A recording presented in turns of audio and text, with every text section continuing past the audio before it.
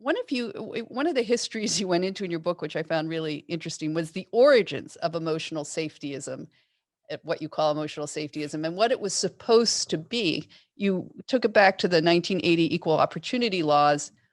Um, so talk about what it was supposed to be about speech in the office or anywhere that someone might find offensive, and what it has evolved to become.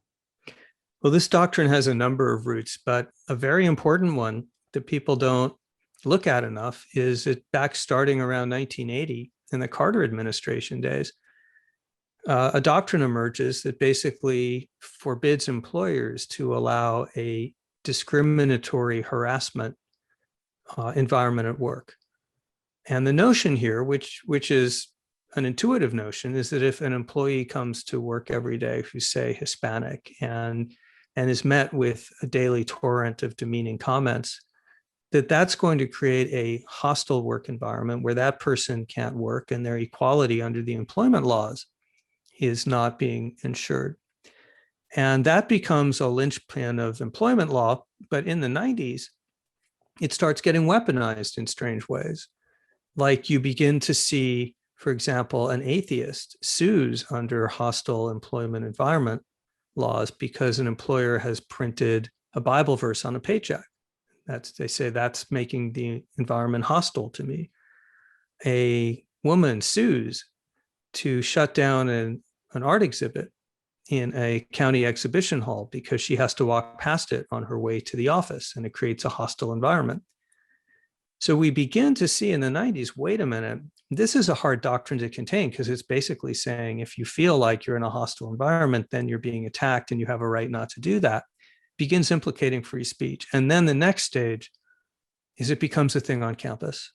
Mm-hmm. You begin to see the notion that if someone is causing me emotional hurt, or even if I'm just saying they're causing me emotional hurt, that's a conversation stopper, that they're violating my rights. They're making this an educationally hostile environment. They're making it so unequal that I can't function. We have to stop that. And now it's a doctrine when it turns that corner, which basically becomes a license to silence people who either offend you or who you say offend you.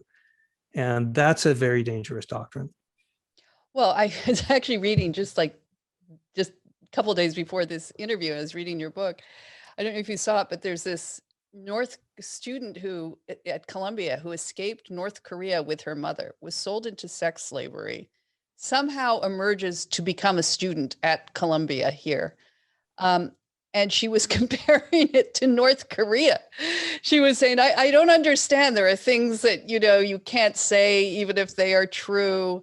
And she had all these sort of parallels.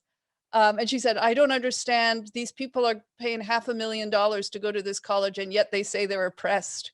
It's pretty funny. And I think typically she was all over Fox News, but she was a real person and had these real views.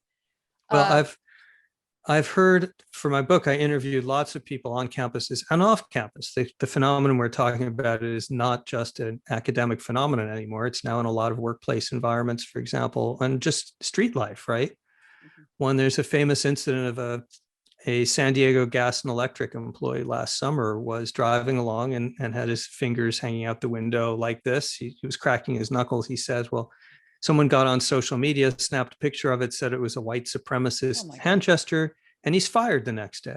So this can happen to anyone for any reason or no reason at all. And so here's where I think maybe being gay gave me some understanding of what was going on here. When we were forced into the closet as gay people back in the days, really through much of the 80s, we understood that they weren't just trying to take away one very narrow specific aspect of our lives. Like, don't say this one thing and you'll be okay. They were trying to create a minefield so that gay people were frightened all the time, and we would overchill. We would go out of our way to avoid anything that might even potentially get us in trouble with anyone. We would overcompensate.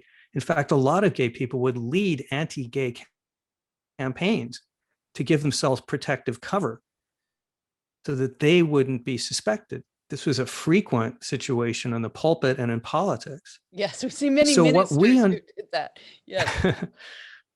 correct. And what we understood was happening here was trying to make the whole idea of homosexuality radioactive so that we would be frightened all the time. We would over censor ourselves. Well, this is an information warfare tactic. It's to make the whole zone radioactive so that one relatively small group can dominate by intimidating everyone else, by making the professors on campus think, I don't know what's safe to say anymore. Anything that displeases anyone might get me investigated. So I'm just going to just play it super safe all the time. That's information warfare designed basically, in a sense, to keep everyone partially closeted all the time and not even know the limits of the boundaries. So that's familiar to us. And now we're seeing it go on in a lot of other contexts. And a lot of people who disagree with me on a lot of issues are now feeling like it's unsafe to express that. And by unsafe, I don't just mean that they'll feel threatened. I mean, they could lose their job. They could be investigated. They could lose their friends. They could make it so that anytime their name is Googled, they come up as a racist or a sexist or a homophobe or whatever it is. And that is the last environment that minority rights activists should want to create. That is what we suffered from all those years. That is soul destroying. And it's bad for our country. It's bad for our society.